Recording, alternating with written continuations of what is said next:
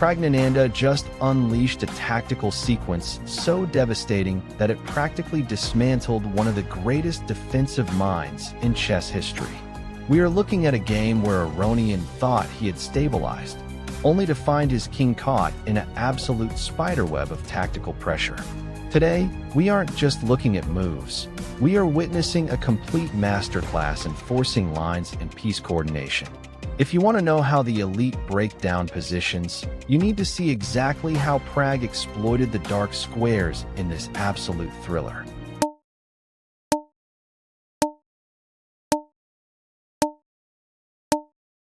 Knight c3. Here, PRAGG develops with intent. This is standard development, but keep an eye on how this piece interacts with the c4 pawn. By delaying his central expansion, he keeps the tension high. Aronian responds with a6, a classic Slav setup, essentially preparing for the b5 push. This move is a statement of intent. Black is looking for queenside expansion to undermine white's central space. Aronian is playing for dynamic equality, but in these lines, equality is a knife's edge.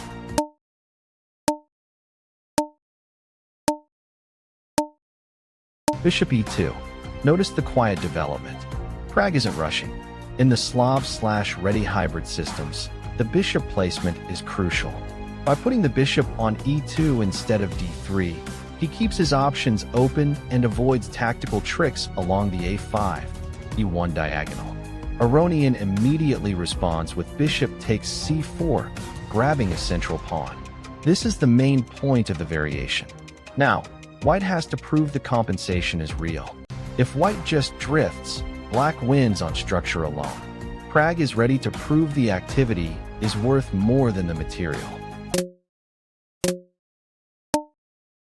Bishop b3.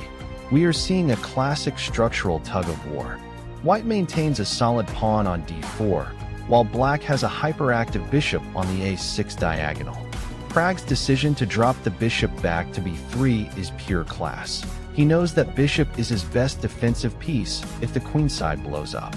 Aronian, meanwhile, completes his development with knight b7 and all. The position is perfectly balanced, but the tension is rising with every single move.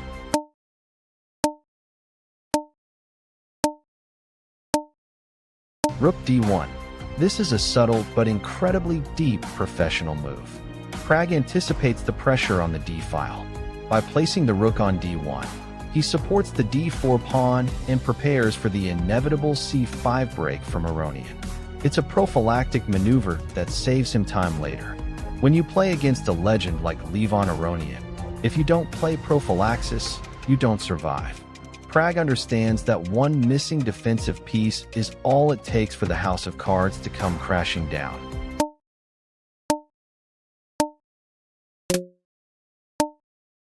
e4. Absolute aggression. PRAGG decides the center isn't solid enough and blows it open. This is a high-risk, high-reward decision. By pushing e4, he forces Aronian to make a choice. If Aronian ignores it, his center gets cramped. If he captures, the board opens up for white's pieces. Aronian plays a4, trying to harass the queenside, but this allows PRAGG to continue his development with bishop c2. It's a tactical race now, and white is officially in the driver's seat.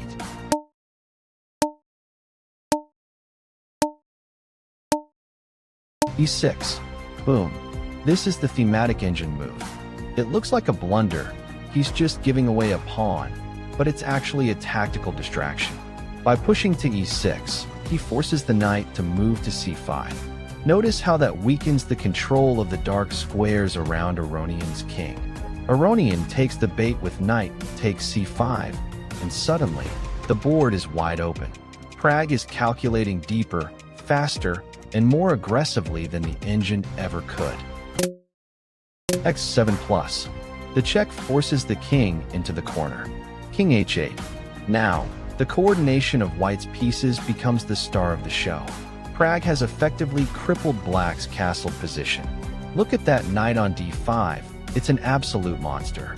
It exerts pressure on f6, c7, and creates a focal point for every single one of white's pieces. Aronian is trying to hold, but he is running out of squares.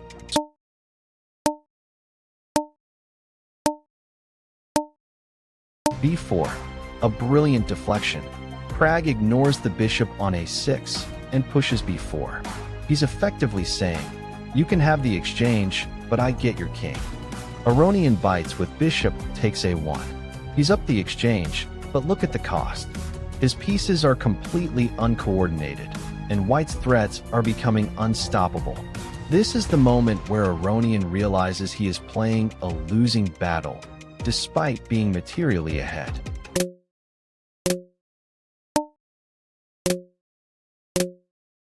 Queen c3+, a crushing blow. Knight f6 was forced, but now the dark squares are leaking like a sieve. PRAGG has perfect geometry here. The queen and the bishop on b3 are slicing through the center like a hot knife through butter. Aronian is stuck playing purely defensive moves, and at this level, if you aren't attacking, you're basically waiting for the coffin to be nailed shut. This is how you punish an overextended position.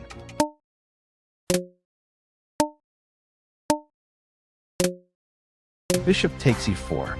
PRAGG consolidates his advantage. By removing the active bishop on e4, he eliminates any ghost of counterplay that Aronian might have had. Now, the material count is looking much better for white, but more importantly, the king's safety is non-existent for black. Aronian is hanging on by a thread, and PRAGG is about to pull it.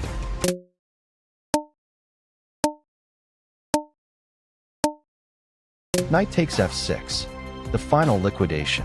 PRAGG simplifies into a winning endgame, knowing that his pieces are perfectly placed to swarm the king. Queen takes c3, bishop takes c3. Now look at the board. White has a rock-solid bishop pair and total control over the key files. Aronian tries to create some chaos with rook c7, but it's far too little, far too late.